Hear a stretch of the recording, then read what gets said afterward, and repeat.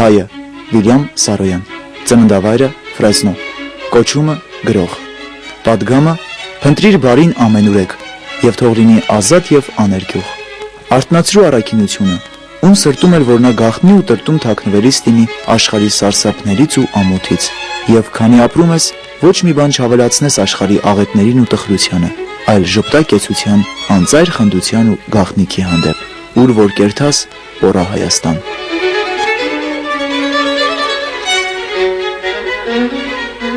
Բիտլիսցի Արմենակ եւ Թագուհի Սարոյանների 4-րդ զավակը Վիլյամը ծնվել է 1908 թվականին Կալիֆոռնիայի նահանգի Ֆրեզնո քաղաքում։ Կարևոր չէր, որ նրանք հայրենի հողից հեռու էին ապրում, Հայաստանը նրանց մեջ էր, նրանք Բիտլիսում էին իրենց ազգային ու ընտանեկան ավանդույթներով, նիստուկացով, հիշողություններով։ Երգում էին Բիտլիսի հին երգերը, պատմում Բիտլիսի պատմությունները։ Սարոյանի հիշողություններում իր մանկության ու պատանեկության Ֆրեզնոն մեզ է ներկայանում որպես կիսով չափ հայկական քաղաք։ Բիտլիսի, Վանի, Մշո, Խարբերդի խոսքն ու զրույցն էր ամենուր, փողոցներում, բակերում, սրճարաններում։ Ջարդեն փախած հայեր պստիկ ուրախություններու վրա անանք կխնդային, որ ամբողջ փողոց, ամբողջ թաղ կբռներ։ Տեղացիները կզարմանային, կնեղվեին,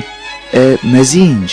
Մենք կխնդայինք, կպորայինք, հայ իր բոլոր դժբախտություններու մեջ կատակ կսիրե, կոմիկը կսիրե, որովհետև լավատես է։ Սարոյանը սովորական հայի ճակատագիր է, արևմտահայի ճակատագիր է։ Բիտլիսի ծնողները Համիդյան ջարդից հետո փախան, գնացին Ամերիկա, Ֆրեզնոյում հիմնավորվեցին, այն հետև Սարոյանի կյանքը Ֆրեզնոյում իսկական ամերիկացի պատանու, ամերիկացի երիտասարդի կյանք է։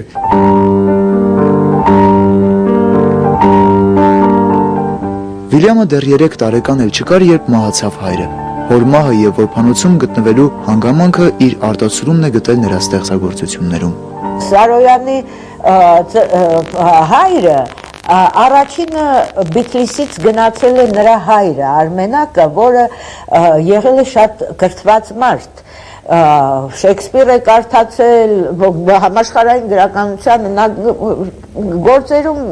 գրել է շատ այդ մասին։ Նա ստիպված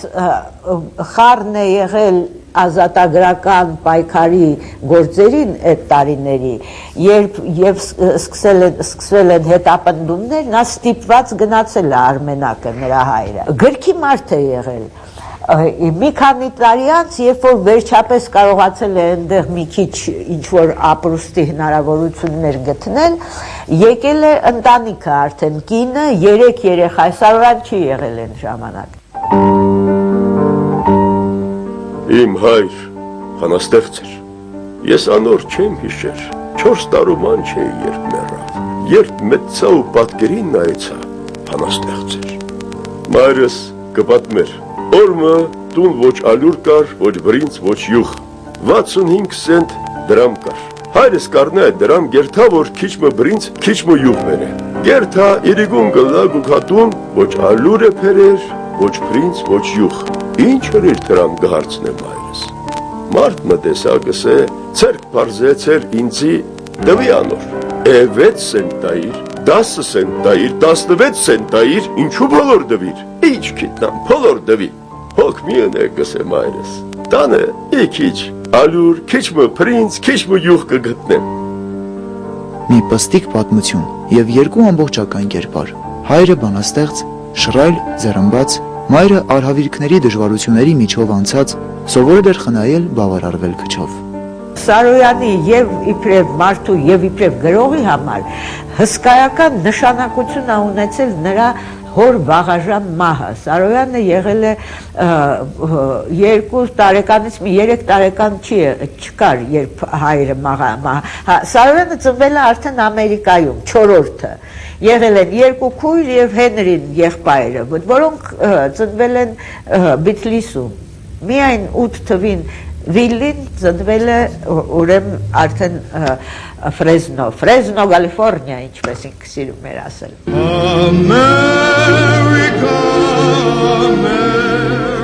Թեև Սարոյանի մանկությունն ու պատանեկությունը անցան այնպիսի միջավայրում, ուր նա ամեն օր սովորելու բան ուներ, բայց եւ այնպես գրողի հիշողության մեջ անջնջելի էին դժնդակ օրերի տպավորությունները։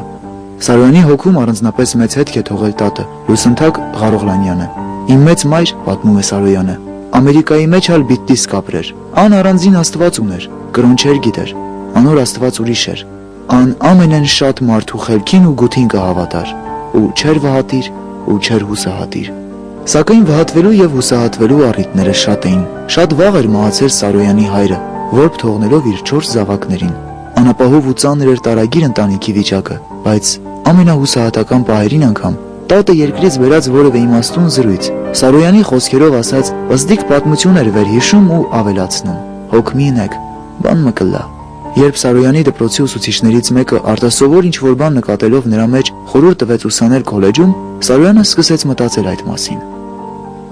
Ինչի՞ս է պետք քոլեջում սովորելը, որպեսզի շարունակեմ տքնել ամեն տեսակի հիմարությունների վրա եւ հանդուրժեմ հարուստ հայրիկների օսլայած վերնաշապիկներ, պլպլան կոշիկներ հագած բալիկների վիրավորական շարժուձևը, հենց նրանք էլ թող նստեն քոլեջներում, նրանց դա պետք կգա, իսկ ինձ ոչ։ 14 տարեկանում Վիլյամ Սարոյան անուն ազգանունով հայ տղան կատարեց գրողի իր առաջին փորձերը։ Նա չէր հորինում, այլ գրում էր այն, ինչ տեսնում էր։ Նա սիրում էր գրել եւ ճիգ էր գործադրում ամեն գնով հասնել իր նպատակին։ Մի կողմից շատ լավ հայ է։ Շատ լավ գիտի մեր պատմությունը, գիտի ցեղասպանությունը, որտեվ ի վերջո իր ընտանիքի ճակատագիրն է դա։ Բայց մյուս կողմից պահպանել է իր հայացքի լայնությունը։ Որևէ ազգի նկատմամբ չարություն չկա, այդ թվում եւ թուրքերի նկատմամբ կա անսահման բարություն, մարդկայնություն, մարդասիրություն, թեև իհարկե այդ մարդասիրությունը չպետք է վերածել ինչ-որ շատ հեղեղուկ մի բանի, եթե պետք է նա կարող էր եւ խոսքի մեջ կամ գրվածների մեջ որ պետք էր հարվածել, ասել ինչ-որ պետք է։ Բայց հիմքը, այս լայն հայացքն է, մարդասիրությունն է եւ հարգանքը սերը առհասարակ մարդու հանդեպ, աշխարհի բոլոր ժողովուրդների հանդեպ։ Նա խոսել է միշտ անհատ մարդու, առանձին մարդու, ով էլ դա լինի, նրա եսից, նրա ճակատագրից, նրա հոգեկան աշխարհից եւ միաժամանակ խոսել է առանձին մարդուն դիմելով, նրա հետ զրուցելով, նրանով հետաքրքրվելով, նրա լեզվով խոսելով, նա միաժամանակ խոսել է եւ մարդկության հետ, համայն մարդկության հետ։ Երկար ժամանակ մտածում էի, թե գրողն Աստված է։ Երբ վերջապես հասա գիդը Մոպասանին, հասկացա, որ գրողը մարդ է։ Նրա գրածն ինձ շատ դուր եկավ։ Եվ նույնիսկ այնպիսի զգացում առաջացավ, որ ես էլ միգուցե կարողանամ գրել ճիշտ այնպես, ինչպես նա է կարողացել։ Գրող դառնալու ցանկությունը Վիլյամի մոտ շատ մեծ էր, սակայն նյութական անբարեկեցիկ վիճակում գտնվող Սարոյանների ընտանիքի համար անչափ կարևոր էր տղայի վաստակած թեկուզ չնչին գումարը։ Եղավ ժամանակ, երբ բազմանդամ ընտանիքին կերակրողը միայն փոքրիկ տղան էր, ով լրագրող վաճառում, իսկ գրքերն ու խաղերը այլևս հեռու էին նրանից։ Ես մորս շատ բանով եմ պարտական։ Չգարցեք, թե միշտ ինձի կսիրեր։ Ոչ, խիստ կին էր եւ ինձի գծեցեր։ Գհիշեմ անգամ ընկերուս հետ գխաղայի կորցը թողած։ Եկավ, կանչեց. Ինչ կորձ ես, օղուլ, քնա, թերթեր ձախե, թուն անոնց մի նայր, օղուլ, անոնք ունևոր են, մենք չունևոր, կորցիդ քնա։ Ես մորս պատասխանեցի, որ այսօր չպիտի աշխատեմ, բռնետ ծեցեց։ Ու շունց քյուֆուրով խաղս թողի ու գնացի, մեծացա դեր գծեցեր։ Անգամ ըսի ալմեծ եմ ինձի ծեցել հարմար չէ, քլուխը շոյելով ըսավ, որքան գուզես մեծիր, իմ Վիլյամն ես, պիտի ծեցեմ։ Վիլյամ Սարոյանը մեր ժողովրդի գիտակցության մեջ հոգևոր կյանքում շատ կարևոր տեղ է գրավում։ 20-րդ դարի մանավանդ երկրորդ կեսից հայկական ինքնություն ասածը, իմ այդ արտահայտությունը շատ են սիրում, պատկասնել առանց Սարոյանի անվան, Սարոյանի ժառանգության հնարավոր չէ։ 1926 թվականին Վիլյամ Սարոյանը 18 տարեկան էր։ Մինչ այդ նա հասցրել էր աշխատել փոստատար ու սևագործ բանվոր։ Թողնելով հարազատ Ֆրեզնոն նա մեկնում է Սան Ֆրանցիսկո։ Նորը ճանաչելու, բացահայտելու ձգտումը նրան մի աշխատանքից մյուսն էր տանում, եւ նա դառնում է հեռագրատան ծառայող, սպորտային ապրանքների խանութի վաճառող, պահեստի բանվոր։ Այս ամենի հետ մեկտեղ նա ժամանակ էր գտնում ընթերցելու, ծանոթանում էր տարբեր գրողների ստեղծագործություններին։ Հորս լուսանկարներում ես գրող տեսա։ Որոշ ժամանակ անց ես տեսա Գիդե Մոպասանի, Չարլզ Դիքենսի եւ Անտոն Չեխովի լուսանկարները եւ ամեն անգամ ուշադրությամբ նայելով նրանց դեմքերին ես զարմանում էի, թե որքան նման են նրանք հորս եւ բոլորը միասին դարձան հայրերս։ 1928 թվականին Վիլյամ Սարոյանը տեղափոխվում է Նյու Յորք, որտեղ 5 ամիս ապրելուց հետո կրկին վերադառնում է Սան Ֆրանցիսկո։ Մի քանի տարի գրական հանդեսները հրաժարվում էին տպագրել նրա պատմվածքները։ Միայն 1933 թվականին Սիրակ Գորյան կեղծանմամբ մի քանի պատմվածք է տպագրում հայրենիք հայկական լրագրում։ Իսկ մեծ ասպարեզ է բացվում նրա առջև, երբ 1934 թվականին տպագրվում է նրա ճոճաձողով սավառնող Խիզախ պատանին պատմվածքը։ Երբ նա իբրև մի հրաշք պատանի եկավ մուտք գործեց 30-ական թվականներին ամերիկյան գրականությունը, իսկ ամերիկյան գրականությունը դա մի լայնարձակ տաղանդներով, տարբեր վարակիչ, բորբոք, ուշկու ձայներով հարուստ մի գրականություն էր եւ երիտասարդ Սարոյանը հենց առաջին իր գրքով գրավեց ընթերցողին եւ քննադատությունը։ Սարոյանի բացառիկությունն այն է, որ նա հարազատ մնաց իր միջավայրին ու իր որդեգրած լեզվին։ Նա դարձավ նաև իր հարազատ ժողովրդի ազգային գրողներից մեկը։ Եվ դա ամենից առաջ հենց ինքը Սարոյանն է հասկացել եւ ձևակերպել շատ սեղմ ու դիպուկ, նշելով, որ թեև գրում է անգլերեն եւ ծնունդով ամերիկացի է, բայց իրեն համարում է հայ գրող։ Իսկ ինչ պատճառաբանությամբ, ինչ հիմնավորումով է նա իր գրական գործունեության հենց սկզբում արել շատերի համար անհասկանալի ու վիճելի հայտարարությունը։ Սակայն Սարոյանը հենց ինքն է տալիս այդ հարցի հիմնավոր պատասխանը։ Լեզուն, որով գրում եմ, անգլերենն է, միջավայրը, որ նկարագրում եմ, ամերիկյան է, բայց ոգին, որ ինձ մողում է գրելու, հայկական է։ Ուրեմն ես հայ գրող եմ եւ պատկանում եմ հայ գրողների ընտանիքին։ Հայրենը հայու խորհուրդն է։ Ես հայ եմ եւ դուք գիտեք, թե ինչ դժվարին եւ միանգամայն ինչ հրաշալի է այդ։ Հայ ժողովրդի ազնվությունը, քաջությունը, ուշիմությունը, հեգնանքն ու սրամտությունը, ժառանգությունն են բոլոր ճշմարիտ հայերի։ Ես չեմ կարող իմ ինքնության մասին մտածել հայությունից դուրս։ Սա ինձ համար այնքան հիմնական է, որքան առաջին կայծը կյանքի։ Դուք ինձիպես ուրիշտեղ ծնած չեք, դուք հայրենիք ծնած եք։ Ձեր վախտը հիմա չեք կրնա հասկանալ։ Ձեզ մեզ շատեր պիտի այցելեն ամբողջ աշխարհ, պիտի տեսնեն շատ քեղեցիկ ու անուշ տեղեր եւ պիտի հասկանան, որ ավելի քեղեցիկ ու անուշ տեղ չկա, քան հայրենիքը։ 1935 թվականին Վիլյամ Սարոյանը երկարատև ճամփորդության է մեկնում դեպի Եվրոպա, Ռուսաստան, Հայաստան։ Գրողը իր արտաքինի մեջ առանձին իմաստ էր տալիս բեղերին։ Նա առաջին անգամ դեմքի անփոփոխ մաս հանդիսացող բեղերն ածիլել է այն ժամանակ, երբ հարսնացու էր որոնում։ Իսկ մի օր խոստովանել է, որ սարսափելի տեսք ունի առանց բեղերի եւ ավելացրել, թե դա չի նշանակում, որ տեսքը սարսափելի չէ բեղերով։ Որոշել եմ չածիլել բեղերս։ Վերջերս նկատեցի, որ քիչ մը հեռու է գնում։ Մկրատեցի, մազերս էլ կտրեցի։ Սրանք զիջումներ են, որ մարդ կատարում է հայոց փառքերի համար։ Հայերն ասում են՝ տարօրինակ ըլլանք, բայց այսչափ տարօրինակ պետք չէ ըլլանք։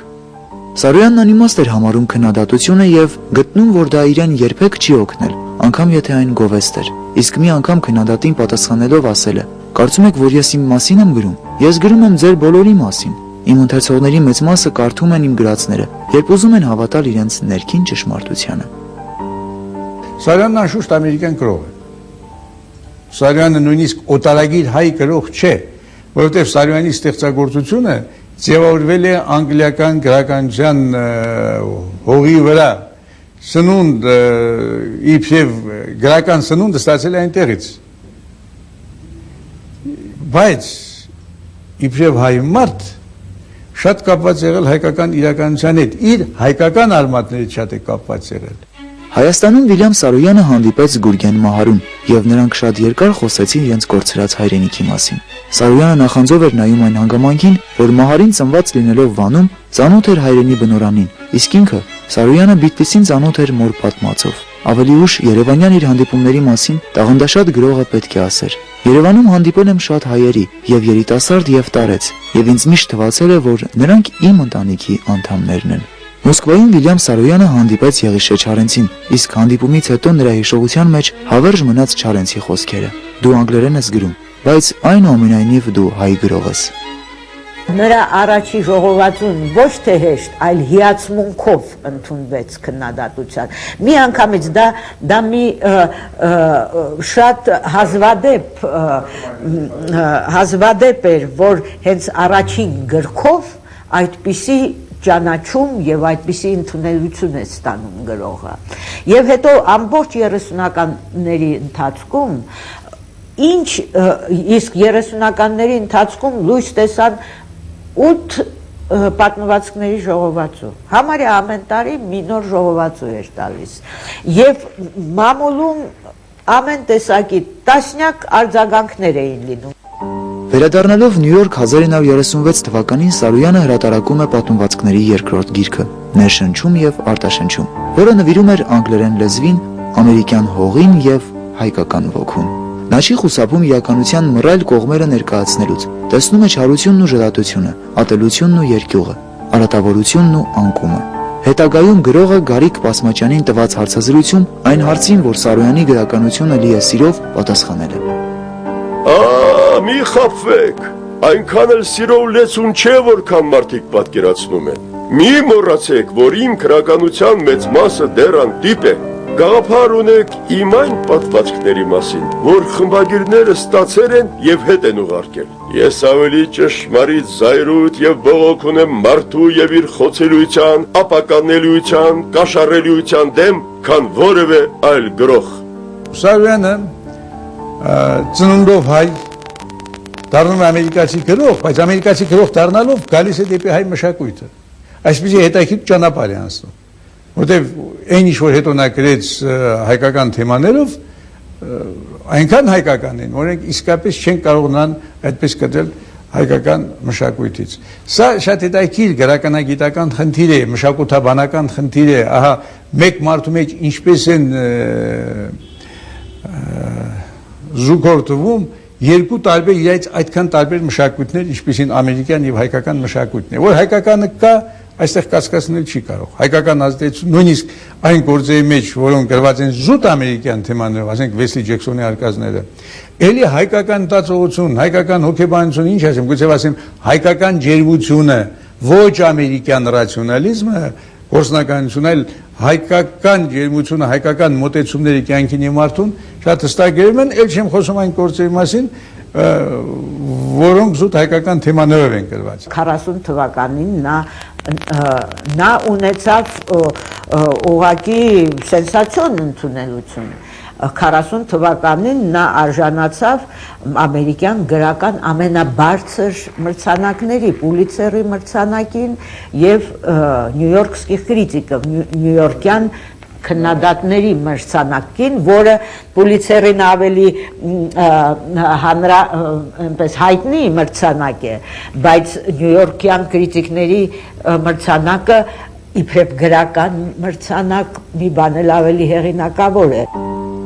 Սարոյանի պատմվածքների առաջին ժողովածուն իսկական հայտնություն եղավ ամերիկյան գրականության համար։ Երիտասարդ հեղինակի անունը իսկույն տարածվեց, նրա պատմվածքներն ու պիեսները լայն ճանաչում գտան։ Ամերիկյան գրաքննադատությունը նրան դրեց ժամանակի խոշոր գրողների կողքին։ Իմաստուն, թախծալի ու հեգնական հայ պոեզիայի թանձր բուրմունքով հագեցած սարոյանական ստեղծագործությունը ինչ էր ասում ամերիկացիներին ու աշխարհին։ Այդ հարցի ամենակարճ պատասխանը տալիս է հենց ինքը՝ Վիլյամ Սարոյանը։ Մտրիր բարին ամենուրեք եւ թող լինի ազատ եւ աներկյուղ, արթնացրու առաքինությունը, ուն սրտում էլ որ նա գաղտնի ու տրտում թաքնվելիս լինի աշխարհի սարսափներից ու ամոթից։ Եվ քանի ապրում ես, ոչ մի բան չավելացնես աշխարհի աղետներին ու տխրությանը, այլ ժպտա կեցության անծայր խնդության ու գաղտնիքի հանդեպ։